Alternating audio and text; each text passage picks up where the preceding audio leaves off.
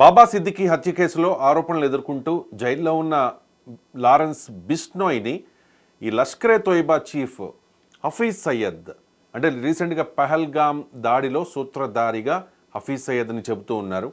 So ఇప్పుడు ఈ Hafeez సయ్యద్ని హతమార్చేందుకు Lawrence బిష్నోయ్ని ప్రయోగించబోతూ ఉన్నారు అనే ప్రచారం జరుగుతూ ఉంది. సో మనం చూసాం రీసెంట్గా సల్మాన్ ఖాన్ని కూడా తుదముట్టిస్తాం హతమారుస్తామంటూ బిష్నోయ్ వర్గం హెచ్చరికలు జారీ చేసిన నేపథ్యంలో సల్మాన్ ఖాన్ ఇప్పుడు ఫుల్ టైట్ సెక్యూరిటీ మధ్య ఎక్కడికి వెళ్ళినా కూడా ఆయన సెక్యూరిటీ మధ్యే ఉంటూ ఉన్నారు. ఏ క్షణమైనా సల్మాన్ ఖాన్ని కూడా హతమార్చవచ్చు అనే ప్రచారం కూడా జరిగింది. సో ఒక్కసారిగా ఈ బిష్నోయ్ లారెన్స్ పేరు మారుమోగిపోయింది భారతదేశం అంతా. సో ఇప్పుడు హఫీజ్ సయ్యద్ని హతమార్చేందుకు బిష్నోయ్ని ప్రయోగించబోతూ ఉన్నారు అనే ప్రచారం జరుగుతోంది. వాస్తవం ఎంత తెలుసుకుందాం. ముందుగా ఎంజీ రావు గారు, అసలు బిష్నోయ్ లారెన్స్ ఎవరు? ఈ బిష్నోయ్ లారెన్స్ ప్రస్తుతం జైల్లో ఉన్నారు. వివిధ ఆరోపణలు ఉన్నాయి. కేవలం 23, 32, 22 సంవత్సరాల నుంచి 30 సంవత్సరాల మధ్యలో ఉంటాడు. చాలా యువకుడు. ఈయనకి ఏంటంటే 700 మంది గ్యాంగ్ ఉంది. ఈ గ్యాంగ్లో షార్ప్ షూటర్స్ ఉంటారన్నమాట. ఈ బాబా సిద్దికీ అనే ఒక క్యాబినెట్, మహారాష్ట్ర క్యాబినెట్ మంత్రిని కూడా వాళ్ళు అసాసినేషన్ చేశారు. ఈ ఆరోపణలు కూడా ఈ గ్యాంగ్కి ఉన్నాయన్నమాట.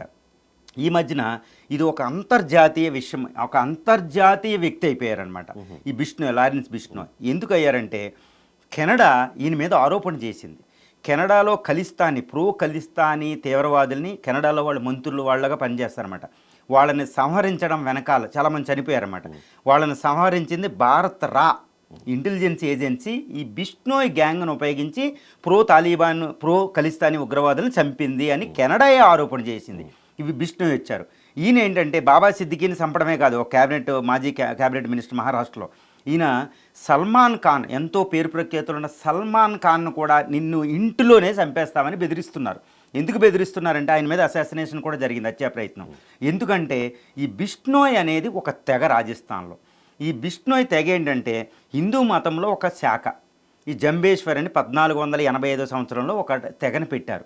వీళ్ళకి 29 సూత్రాలు ఉంటాయి వీళ్ళ మతంలో. ముఖ్యంగా వెజిటేరియన్ అనమాట. జంతువుల్ని ప్రేమిస్తారు. థార్ డెజర్ట్లో వృక్షాలు జంతువులు తక్కువ కాబట్టి వాళ్ళ రక్షణ అనేది ప్రధానమైంది, లేకపోతే వాళ్ళ జీవితాలు ఉండవు. వీళ్ళు జింకల్ని ప్రధాన ఆరాధ్య జంతువు అనమాట. దాన్ని చంపేశారు సల్మాన్ ఖాన్ కాబట్టే ఆయన చంపే ప్రయత్నం చేస్తున్నారు. కానీ ఇక్కడ ఈ భారత అనే ఆ సంస్థ, ఈ గ్యాంగ్ చాలా పటిష్టంగా ఉంటారు, షార్ప్ షూటర్లు. వీళ్ళని ఖలిస్తానీ తీవ్రవాదులకి ఎలాగో హఫీజ్ సయ్యద్ని సంహరించడానికి కూడా ఈ గ్యాంగ్ను వాడుతుంది భారత్ వీళ్ళ మెంబర్స్ని. ఎందుకంటే వీళ్ళు ఎక్కడికైనా దూసుకుపోతారు, వీళ్ళకి భయాలు ఏమీ లేవన్నమాట ఇక్కడ చూస్తున్నాం. సో వీళ్ళని ఎందుకు ఉపయోగించకూడదు? హఫీజ్ సయ్యద్ని రక్షించేది పాకిస్తాన్ ఆర్మీ.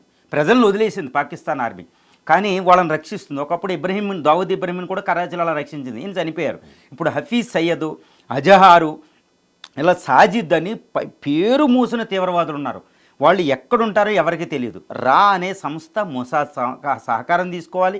ఈ బిష్నోయ్ గ్యాంగులు అంటే సహకారం తీసుకుంటే తప్పనిసరిగా హఫీజ్ సయ్యద్ని సంహరించవచ్చు. అందుకని పాకిస్తాన్ కూడా ఆందోళన చెందుతుంది. అందుకనే న్యూస్లో ఉన్నారు చాలా విశ్లేషకులు కూడా ఈ బిష్నోయ్ గ్యాంగ్ని జైల్లో పెట్టిన ఈ గ్యాంగ్ని అనేది చాలా నైపుణ్యంగా ఉపయోగించుకుంటుంది అనేది ప్రధాన కథనం అనమాట. కానీ ఇది మనం న్యాయమా ధర్మం అనేది కాదు. కానీ ఈ హఫీజ్ సయ్యద్, ఈ సాజిద్ ఇబ్రహీం లాగా ఒకప్పుడు దావుద్ ఇబ్రహీం 1993 బాంబు బ్లాస్ట్ చేసి 100 మందిని చంపేశాడు. వాడు భయపెట్టేశాడు, దొరకలేదు అసలు. ఆయన పట్టుకోవడానికి అజిత్ దోవాల్ గారు వెళ్ళారు. ఇప్పుడు అజిత్ దోవాలు ఈ సంస్థలో ఇతను ఉపయోగించి వాళ్ళని చంపేస్తే ఏంటి అనేది తప్పేం లేదు. ఎందుకంటే చాలా తీవ్రం. చూడండి, భారతదేశం ఏప్రిల్ 22 తర్వాత ఎంత అస్థిరత ఉంది, భారతీయులు ఎంత కృంగిపోతున్నారు.